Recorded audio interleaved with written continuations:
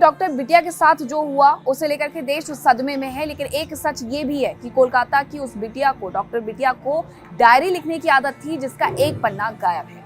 नमस्कार, रिपब्लिक भारत के digital platform पर आप सभी का बहुत स्वागत है। आपके साथ मैं हूं मीनाक्षी रथ। तो डॉक्टर बिटिया जिसे डायरी लिखने की आदत थी, उसने डायरी उस दिन भी लिखी थी जिस दिन उसके साथ ये पूरी दुर्घटना घटी थी।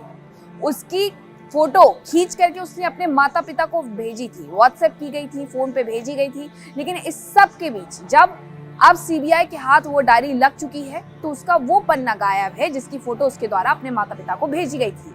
और इसके बारे में जानकारी खुद दी गई है पीड़िता के जो पिता हैं उनके द्वारा सीबीआई को कि मेरी बेटी ने मुझे घटना वाले दिन भी एक पन्ने की फोटो भेजी थी और डायरी में वो पन्ना मिसिंग है। अब सवाल ये उठ रहे हैं कि आखिरकार वो पन्ना गया कहाँ।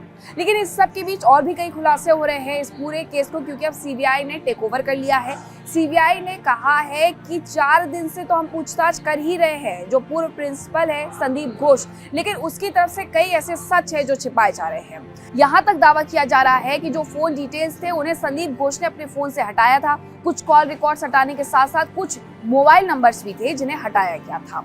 सवाल ये उठ रहे हैं कि आखिरकार संदीप घोष ने किन लोगों के वो नंबर्स थे जो डिलीट किए थे और क्यों डिलीट उनके द्वारा किए गए थे। इसी के साथ जो मुख्य आरोपी जिसे बनाया गया है उसका नाम है संजय रॉय। अब संजय रॉय कौन है इसके बारे में भी जानकारी जुटाई जा रही है, क्योंकि यहाँ पर सीबीआई के एक अधिकारी के द्वारा ये कहा गया है, ये बताया गया है कि इस पूरे मामले को सिर्फ एक व्यक्ति के द्वारा घटना को अंजाम नहीं दिया गया है, यानी कई ऐसे मुख्य किरदार है जो अभी भी इस पूरे केस में नदारद नजर आ रहे हैं। और सीबीआई उन्हीं का पीछा करते करते 4 दिन से पूछताछ संदीप घोष से कर रही है, पूर्व प्रिंसिपल से कर रही है, उनसे ये सवाल भी कर रही है कि आखिरकार जिस दिन ये घटना हुई थी सेमिनार हॉल में जहां ये घटना हुई थी उसे सिक्योर क्यों नहीं किया गया था, उससे लगभग 50 मीटर की दूरी पर रेनोवेशन का काम क्यों शुरू कर दिया जाता है। ये ऐसे सुलगते हुए सवाल है जिसे लेकर के अब जवाब जानने बेहद जरूरी हो गए हैं कि आखिरकार उस रात हुआ क्या था।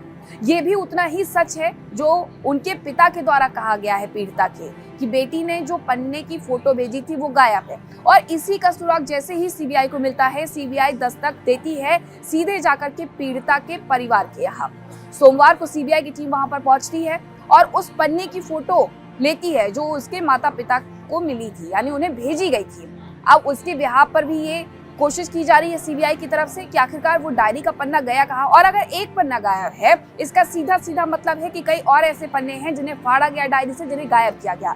क्योंकि इसी के साथ ये खुलासे भी किए जा रहे हैं, बीजेपी की तरफ से दावे किए जा रहे हैं कि कई ऐसे सच है जो वो डॉक्टर बिटिया जानती थी, जिसके बारे में पूर्व प्रिंसिपल नहीं चाहते थे कि वो सच आ जाए और इस तरीके से पूरी घटना को अंजाम दिया गया। यहाँ तक कि इस पूरे केस में कहा जा रहा है जिस जगह पर बॉडी मिली थी शायद उस जगह हत्या हुई ही नहीं थी, हत्या किसी और जगह हुई है और उसके बाद शव को वहां पर ला करके रख दिया गया है।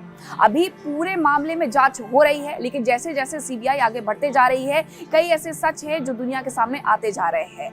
अब इस पूरे मामले में जो मुख्य आरोपी है संजय रॉय, उसका लाई डिटेक्टर टेस्ट भी किया जाएगा, यानी कि उससे ये पता लगाने की कोशिश की जाएगी कि वो जो बार बार अपने बयान दे रहा है वो सच बोल रहा है या नहीं बोल रहा है। क्योंकि ये कहना है संजय रॉय का कि जो कुछ किया उसने किया। सीबीआई को अभी भी शक है कि ये घटना किसी एक व्यक्ति के द्वारा नहीं की गई है, लेकिन उस पन्ने का क्या जो डायरी से गायब हो गया। सवाल सुलगता हुआ ये भी कि क्या और भी पन्ने थे जिन्हें गायब किया गया और गायब करने के पीछे की वजह क्या थी। सब सच सीबीआई सामने लेकर के आएगी। ऐसी तमाम जानकारी के लिए देखते रहिए रिपब्लिक भारत का डिजिटल प्लेटफॉर्म। फिलहाल मेरे साथ इतना ही।